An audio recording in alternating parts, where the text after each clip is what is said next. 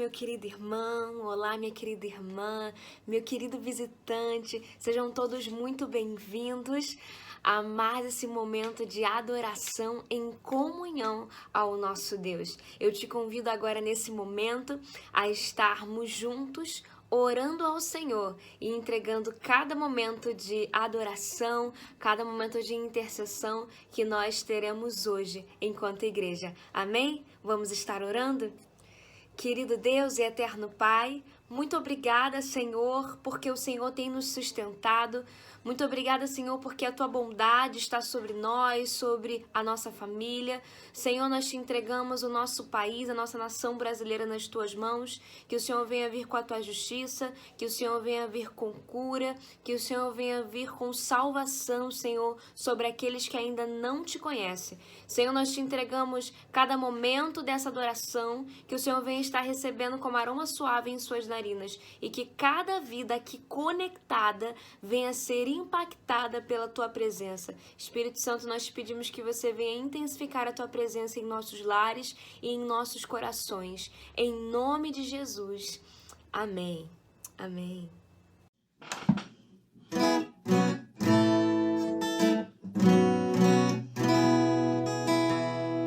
Por toda a minha vida, ao Senhor te louvarei, pois eu fui a tua vida e nunca me cansarei. Posso ouvir a tua voz, é mais doce do que o mel, que me tira desta cova e me leva até o céu. Já vi fogo e terremotos, vento forte que passou. Já vivi tantos perigos, mas tua voz me acalmou. Tu dás ordem às estrelas e ao mar e seus limites. Eu me sinto tão seguro no teu colo altíssimo. Não há ferrolho nem portas que se fechem diante da tua voz. Não há doença nem culpa que fiquem de pé diante de nós.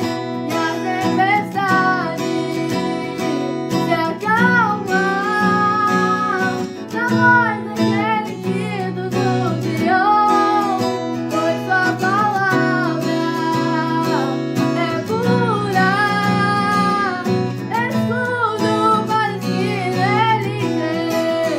Não há ferrolhos nem portas que se fechem diante da tua voz.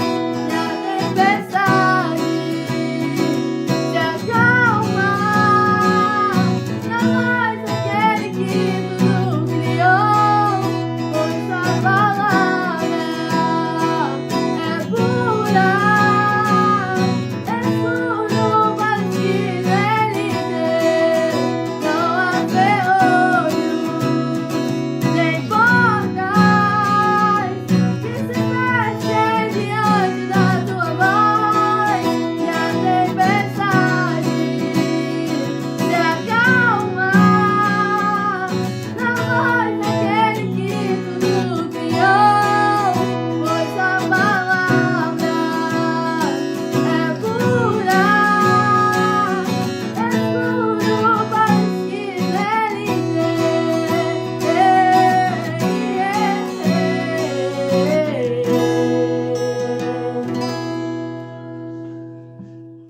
Amém, glória a Deus. E eu convido agora o amado irmão, a minha amada irmã, para estar pegando a sua Bíblia, para estarmos juntos fazendo a leitura uníssona, que se encontra no livro de Salmos, capítulo 103, do versículo 1 ao versículo 11. Repetindo, Salmos, capítulo 103, do versículo 1 ao versículo 11. Vamos estar lendo juntos? Bendiga minha alma o Senhor, e tudo que há em mim. Bendiga o seu santo nome. Bendiga minha alma o Senhor, e não se esqueça de nenhum só dos seus benefícios. Ele é quem perdoa todas as suas iniquidades, quem cura todas as suas enfermidades, quem da cova redime a sua vida e coroa você de graça e misericórdia.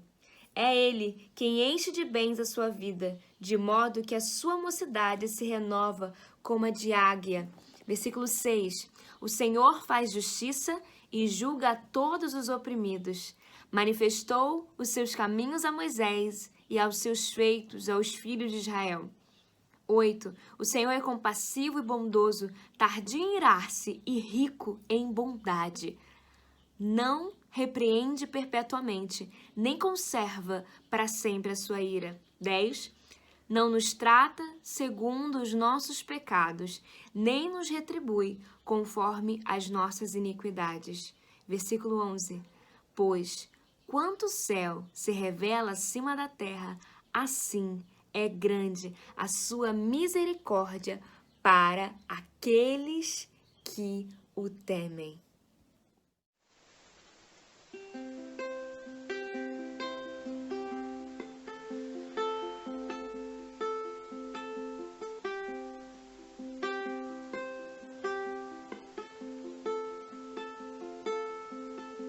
Apesar de mim, não por minha causa, o vento há de soprar.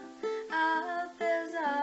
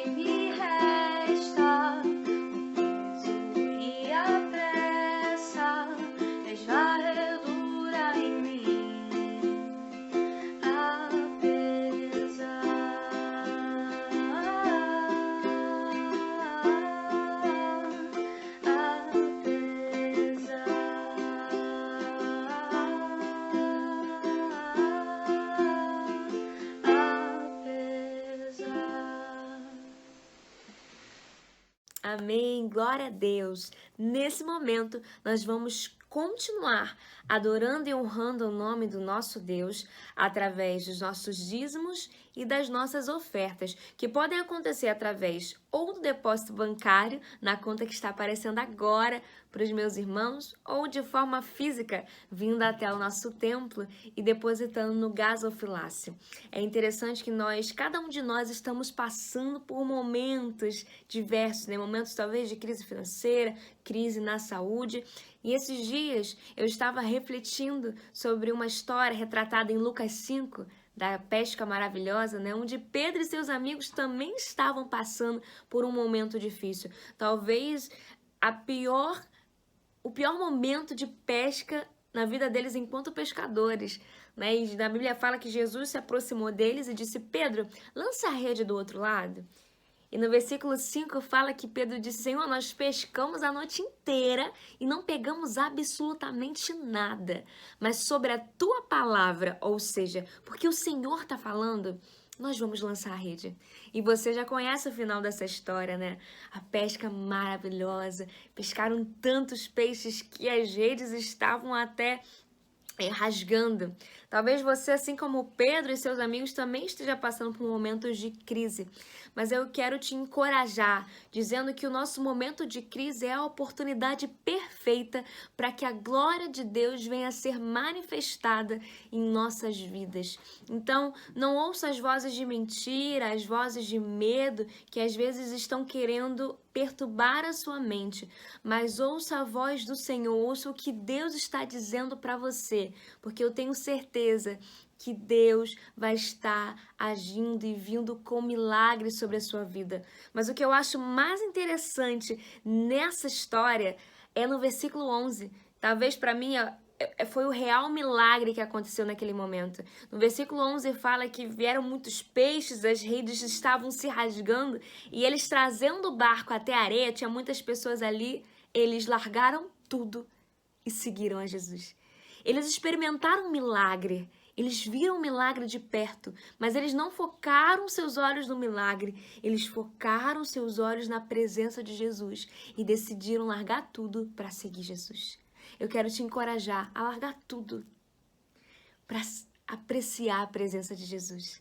Aprecie a presença de Jesus e diga: Senhor, eu sou grata a você, eu te honro, porque o Senhor é um Deus bondoso, o Senhor é um Deus provedor, o Senhor é um Deus de milagres. Maior do que os seus milagres ou do que a provisão que vem do Senhor, eu valorizo a tua presença. Que nesse momento de oferta você possa tirar esse tempo para valorizar a presença do Senhor na sua vida. Amém? Vamos adorar o nome do Senhor?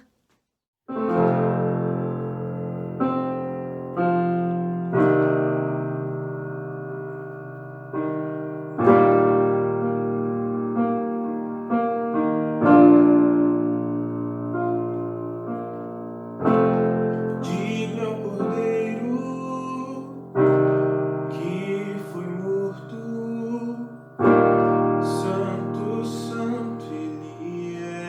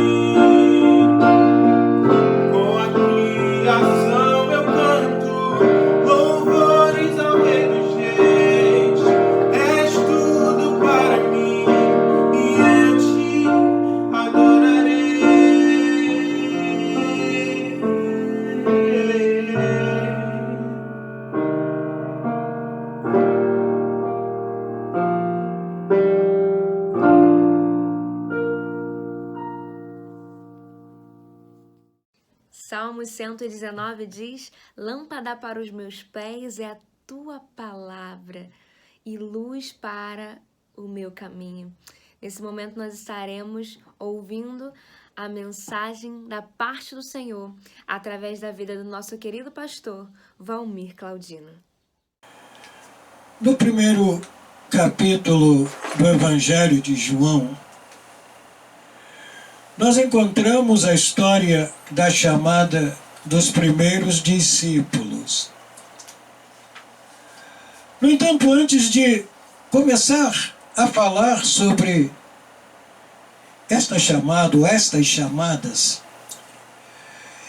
nós gostaríamos que você abrisse a sua Bíblia para que, através daquilo que o próprio João Batista disse acerca de Jesus, você pudesse ver, se lembrar, ou até mesmo começar a conhecer, com base na Bíblia, com base no testemunho daquele homem, no testemunho daquele homem que foi escolhido por Deus para ser o precursor de Jesus, no testemunho daquele homem, queridos meus, que teve o privilégio de batizar Jesus.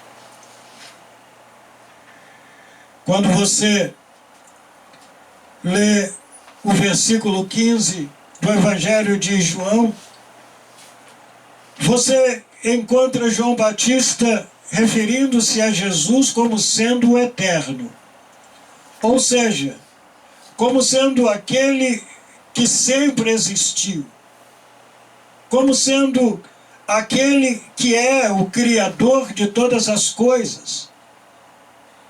E ele mesmo declara isso já no primeiro capítulo, quando diz que todas as coisas foram feitas por ele, e sem ele nada do que foi feito se fez. Jesus é o eterno. Quando você chega nos versículos 16 e 17, você encontra João Batista se afirmando que o Senhor Jesus é o mediador da graça de Deus. É aquele por meio de quem Deus iria revelar o seu amor, a sua graça, o seu favor à humanidade. Por ele, e somente por ele, é que Deus iria vir ao encontro da criatura humana para, manifestando o seu favor e o seu poder, resgatar o homem da perdição eterna. Quando você chega nos versículos 18, você encontra João Batista dizendo que Jesus é o revelador de Deus. Ou seja, o que ele está dizendo com essa expressão é que, através de Jesus, nós temos uma completa revelação de Deus, uma perfeita revelação do Pai Celestial. Por meio de Jesus, eu conheço o amor de Deus. Por meio de Jesus, eu conheço a santidade de Deus. Por meio de Jesus, eu sei que o meu Deus é poderoso. Por meio de Jesus, eu sei que o meu Deus é amoroso, sei que Ele é amor. Por meio de Jesus, eu sei que o meu Deus é cuidadoso. Por meio de Jesus, eu sei que o meu Deus é acolhedor. Então, Jesus revela Deus. Se nós quisermos saber quem é Deus, basta apenas que a gente olhe para Jesus. Quando nós chegamos ao versículo 27, nós encontramos João Batista de maneira muito humilde, dizendo: ele é maior do que eu. Eu não sou digno de desatar as correias das suas sandálias. Ele é maior do que eu. Eu sou um escolhido de Deus. Eu fui chamado por Deus. Eu estou exercendo o ministério de Deus. Mas Jesus, é infinitamente maior do que eu. Ele é maior do que eu. E, na verdade, Jesus é maior do que todos os seres humanos. Jesus é maior do que todos os líderes religiosos. Jesus é alguém singular, incomparável. Quando chega aos versículos 27, ou melhor dizendo, 29 e 36, João Batista diz: Ele é o Cordeiro de Deus que tira o pecado do mundo. Ao dizer isto, João Batista estava apresentando a razão primeira pela qual Jesus Cristo veio ao mundo. A razão determinante da sua encarnação.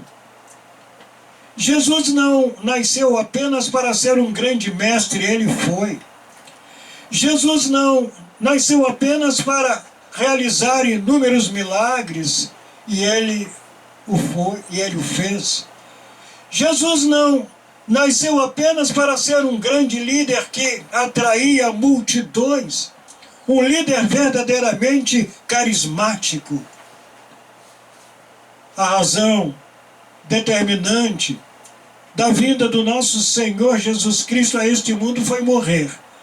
Morrer pela criatura humana.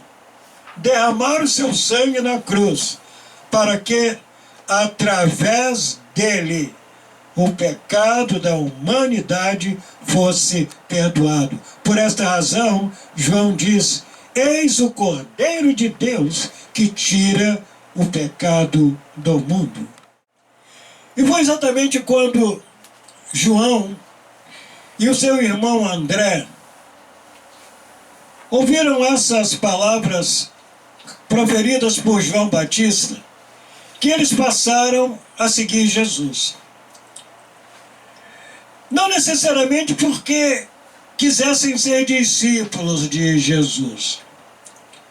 Talvez eles pensassem de si para si mesmos: quem somos nós para sermos discípulos deste homem, que é o Cordeiro de Deus, que é o Messias, que é alguém que veio ao mundo? Eles talvez estivessem seguindo Jesus para saber onde Jesus morava, para num outro dia terem uma entrevista com Jesus. Mas a Bíblia diz que, enquanto eles seguiam, Jesus parou, olhou para trás e viu-os e perguntou: que buscais? E a resposta deles, queridos, foi uma resposta maravilhosa, porque eles demonstraram que estavam buscando Jesus, demonstraram que o interesse deles não era alguma coisa que Jesus pudesse dar a eles, algum milagre que Jesus pudesse realizar em favor deles, não. Eles queriam Jesus, eles queriam conhecer Jesus, eles queriam estar ao lado de Jesus, eles queriam aprender de Jesus, eles queriam saber bem quem era Jesus. E aí eles disseram: onde o Senhor mora? E Jesus disse: venham e vejam. Eles foram e viram. E a Bíblia diz que eles ficaram com eles praticamente aquele dia todo. E há de se imaginar, queridos, o quanto eles aprenderam de Jesus, o quanto eles ficaram encantados por tudo quanto Jesus havia dito. Devem ter ouvido coisas maravilhosas, coisas grandiosas, porque quando eles saíram dali já não eram os mesmos. Quando eles saíram dali já eram homens transformados, já eram homens comprometidos com Jesus. E ali nós encontramos os dois primeiros discípulos de Jesus, João e André. E aí nós vemos agora o que André vai fazer. André tinha um irmão chamado Pedro, que até aquele momento era chamado de Simão. E aí ele foi e disse: olha, nós achamos a Jesus, nós encontramos Jesus, nós encontramos o Messias de Deus, nós encontramos o Filho de Deus que está entre nós, e a Bíblia diz que ele levou a Jesus, ele não mandou, ele não disse vai, eu sei onde ele mora na rua tal, em tal lugar. Não, eles não disseram isso. A Bíblia diz que eles levaram, ou ele levou Jesus e apresentou o seu irmão a Jesus. É possível você imaginar que André tem agora estado ao lado de Jesus e dizendo: Jesus, aqui está o meu irmão Pedro. Diz para ele tudo aquilo que o Senhor falou para nós. Ensine-o. Compartilhe com ele as bênçãos que o Senhor também compartilhou conosco. E aí Jesus olha para Pedro e convida-o para ser seu discípulo. Pedro aceita a convocação. E agora já são 3 discípulos. 3. Mas a Bíblia diz que no dia seguinte, Jesus, que já tinha Pedro, André e João, no dia seguinte, Jesus resolveu partir para a Galileia.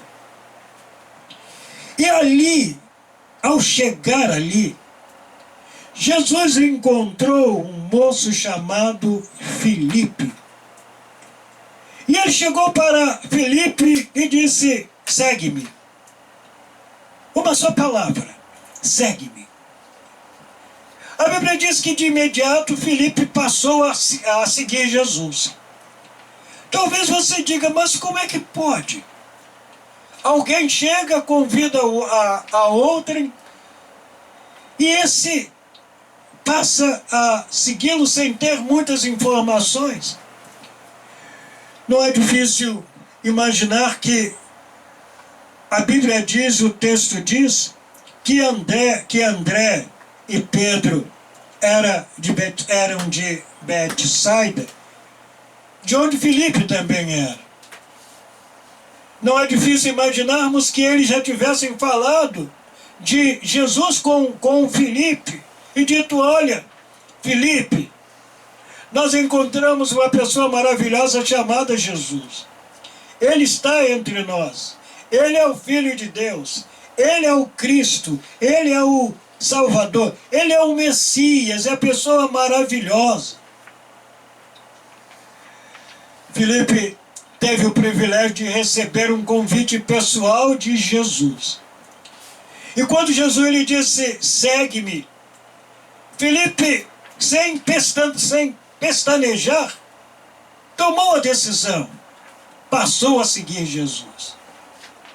Filipe então faz agora o que André fez com seu irmão Pedro. Ele tinha um amigo chamado Natanael. Natanael era um homem religioso, era um homem bom, era um homem que Jesus pôde dizer quando encontrou-se com ele: eis um verdadeiro israelita em quem não há dolo, em quem não há escândalo, em quem não há hipocrisia. Eis um verdadeiro israelita, um homem sincero. Filipe aproximou-se de Natanael e disse: olha, Natanael, nós achamos o Messias. Nós achamos aquele de quem a lei e os profetas afirmam. Ao falar sobre a lei, ele estava falando sobre os 5 livros da lei, sobre o Pentateuco. Ao falar sobre os profetas, ele estava falando sobre todos os livros proféticos. Então o que ele estava dizendo é: nós achamos aqueles de quem, acerca de quem as Escrituras falam. Aquele que foi chamado por Moisés de a estrela. a estrela que um dia iria nascer, a estrela que um dia iria surgir, aquele acerca de quem os profetas também anunciaram, talvez, quem sabe, ao se referir aos profetas, ele tenha pensado em Isaías, que tanto falou acerca de Jesus. Ele imaginava que a resposta de Natanael fosse uma resposta positiva. Por exemplo, é isso mesmo, Felipe? Quer dizer que você encontrou Jesus? Me leva ao encontro dele, eu também quero saber. Mas a resposta de Natanael foi uma resposta cética. Natanael simplesmente olhou para Filipe e disse: não acredito. O quê? Você está me dizendo que Jesus veio daquela cidadezinha mal falada, daquela cidadezinha pequena, daquela cidadezinha sem nenhuma projeção, aos meus olhos sem nenhum valor. Você está querendo dizer que o Filho de Deus veio daquela cidade? Você está querendo dizer que o Filho de Deus cresceu naquela cidade? Você está querendo dizer que o Filho de Deus esteve ali entre aquelas pessoas daquela cidade? Eu não acredito. Eu não creio nisso, é impossível. Como é que o Filho de Deus, o Messias, o Cristo, o poderoso, ia estar exatamente em Nazaré, uma cidade tão sem valor? Filipe olhou para Natanael e não discutiu. Ele olhou e disse: vem e vê. Venha e veja por você mesmo. Eu estou dizendo que eu encontrei Jesus e que ele veio daquela cidade. Agora você está em dúvida? Você não crê naquilo que eu estou falando? Então venha você mesmo conhecer Jesus. Venha você mesmo saber se aquilo que eu estou falando é verdade. A Bíblia diz que Natanael estava até aquele momento no vale da dúvida. Ele era um homem sincero, era um homem que certamente já tinha ouvido falar de Cristo, mas que naquele momento, de uma maneira muito especial, ele foi levado pelo seu amigo a saber que Jesus Cristo estava ali perto dele, que Jesus Cristo estava próximo dele, que Jesus Cristo estava ao alcance dele, mas agora a dúvida alcançou o seu coração. Será que esta pessoa de quem Filipe está falando e testemunhando, será que ele realmente é o Filho de Deus? Será que ele realmente é o Cristo? Será que ele realmente é o Salvador? Será que ele realmente pode fazer o que Filipe está dizendo? Queridos meus, sem dúvida nenhuma, esse é um dos problemas mais comuns àqueles que ouvem a mensagem do Evangelho. Muitos destes são pessoas sinceras, pessoas de vida e de comportamento ilibado, pessoas religiosas, pessoas que, de fato, estão querendo ter uma experiência real com Cristo. Estão querendo ter uma experiência com Jesus. A dúvida muitas vezes é: será que o Jesus que eu estou buscando é o Jesus que os cristãos têm anunciado? Será que é este mesmo? Ou então, será que este é o momento que eu preciso fazer isto? Ou será que eu indo a Jesus como estou, será que Ele vai me aceitar? Ou será que o que eu tenho feito, será que não é suficiente para que eu seja aceito?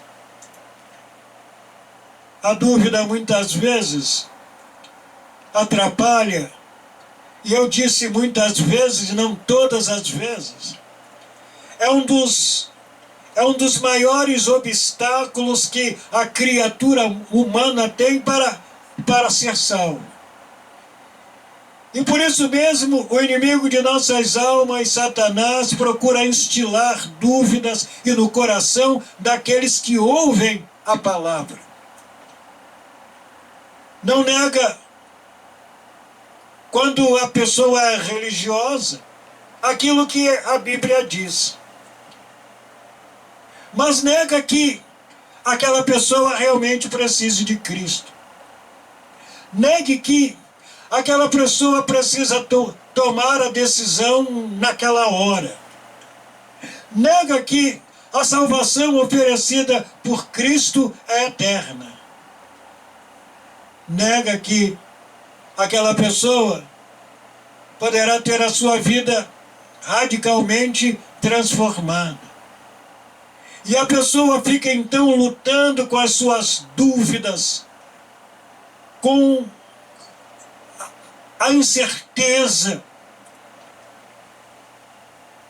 E muitas delas, infelizmente, partem para a eternidade, perdidas, sem saírem do vale da dúvida. É por isso que vale a pena a gente olhar para a experiência deste homem, chamado Natanael. Porque ele aceitou o desafio. Quando Filipe disse, vem e vê, venha e veja por você mesmo, tire a conclusão por você mesmo, não tome a decisão por Jesus, porque eu estou falando, mas tome a decisão por causa daquilo que você vai ver, daquilo que você vai sentir, daquilo que você vai experimentar. Venha e veja quem é Jesus. A Bíblia diz que Natanael se colocou de pé e foi de imediato ao encontro de Jesus. Só que quando ele ia ao encontro de Jesus, Jesus já vinha ao seu encontro e olhou para ele e disse, eis um verdadeiro varão em quem não há dolo, repito, em quem não há hipocrisia, em quem não há engano, em quem não há mentira. Eis um verdadeiro varão, um varão sincero. E se Jesus disse isso é porque ele, Natanael, era. Vale, no entanto, apenas a gente dizer que, não obstante ser tudo isso, ele, Natanael, até aquele momento ainda estava perdido. E talvez, queridos, talvez não certamente, esse fato nos ensine que o fato de alguém ser sincero, o fato de alguém não ser hipócrita nas suas convicções religiosas, isso não significa que ela esteja salva. Porque Natanael tinha todos esses adjetivos. Ele era sincero. Ele não tinha dolo. Mas ainda assim, carecia de Jesus. E quando Natanael ouviu isto, disse, de onde o Senhor me conhece? De onde o Senhor me conhece? E aí Jesus olha para ele e diz, olha, antes que você me visse, eu te vi, lá debaixo daquela figueira a meditar. Ah, queridos, há uma outra verdade maravilhosa, que nós, quando vamos a Jesus, nós vamos a alguém que nos conhece, alguém que sabe exatamente quem somos nós, alguém que nos ama, alguém que tem interesse em nos salvar, em nos transformar, em fazer de nós novas criaturas. Ele, Jesus, nos conhece. Ele sabe quem sou eu, ele sabe quem é você, ele sabe quem somos nós. E aí, Natanael então se rende e diz: Senhor meu, Deus meu. Agora Natanael reconhece que Jesus era tudo aquilo que Filipe havia dito, que Jesus era realmente o Filho de Deus, que Jesus era realmente o Senhor, que Jesus era realmente o Cristo, que Jesus era realmente o Salvador. Ele venceu a sua dúvida indo a Cristo Jesus, no instante que estava, na condição em que estava, no instante em que ouviu a mensagem de Cristo, ele foi a Cristo Jesus. E quando ele foi a Cristo Jesus, todas as suas dúvidas foram dissipadas. Você quer ir a Cristo Jesus? Você quer vencer as suas dúvidas? Talvez você já tenha ouvido falar de Jesus muitas e muitas vezes. Talvez algum amigo já tenha apresentado Jesus a você. Talvez, quem sabe, o seu problema seja alguma dúvida. Jesus está agora convocando você para ir ao encontro dele. Vá ao encontro dele agora. Vá ao encontro dele da maneira como você está. Vá ao encontro dele disposto a recebê-lo. Vá ao encontro dele jogando por terra todos os embaraços e impedimentos. E se você fizer isto, você vai ver que Jesus é tudo aquilo que a Bíblia diz. Jesus é tudo o que você precisa. E eu repito, se você for a Jesus, você verá que Jesus é tudo o que você precisa. É tudo que você busca, é tudo que você necessita. Vá a Jesus através da fé. Será que você pode orar comigo nesta hora? Senhor Deus, em nome do nosso Senhor e Salvador Jesus Cristo, nós queremos nesta hora pedir a Deus que o Senhor abençoe aqueles que por alguma razão ainda encontram sendo impedidos pela dúvida de tomarem a decisão por Jesus. Conceda-lhes nesta noite, conceda-lhes nesta hora a libertação dessas correntes infernais que têm impedido que muitas pessoas se voltem para o Senhor por meio de Cristo e sejam salvas, libertas, transformadas. Opera em suas vidas, ó Deus, e que nesta noite, por meio da Tua Palavra, o milagre da salvação aconteça e Jesus Cristo entre nos seus corações. Em nome de Jesus, nós te pedimos isto, Senhor. Amém. Antes de finalizar este culto, eu gostaria de estimular você a começar a ler o Evangelho de João. Comece a ler. Mateus, Marcos, Lucas, João.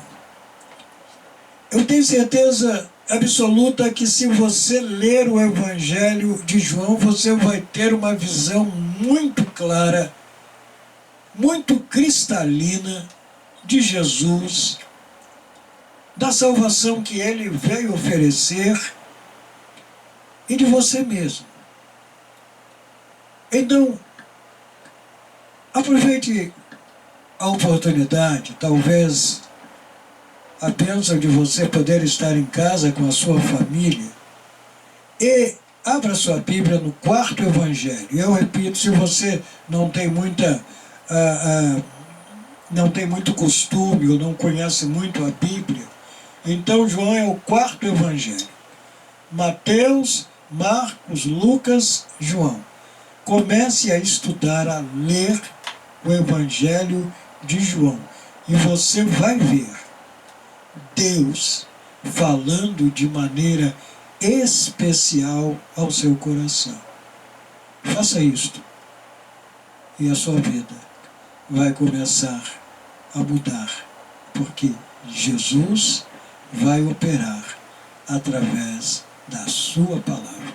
Que Deus abençoe você, que você tenha uma noite de descanso, uma noite de paz, e nós convocamos você, convidamos você para que no próximo domingo, às 10 horas e também às 19 horas, participe dos cultos que teremos, não é? Cultos online. Então, você está convidado, e convide a outras tantas pessoas. Passe o link para elas, convide-as para que elas participem conosco. Faça como André fez com Pedro, faça como Felipe fez com Natanael. Convide outras pessoas para ouvirem a palavra de Jesus. Amém. E assim podemos dizer amém. Amém, meus queridos, que Deus possa estar continuando a abençoar a vida de cada um de vocês e que o Espírito Santo possa estar ministrando melhor aos nossos corações. Não se esqueçam que as nossas atividades elas continuam no decorrer da semana, e também não se esqueçam do nosso relógio de oração. Existe poder na oração e o Senhor ele se move em favor dos seus. Amém? Que Deus abençoe a vida de cada um dos irmãos e até o nosso próximo encontro. Que Deus te abençoe.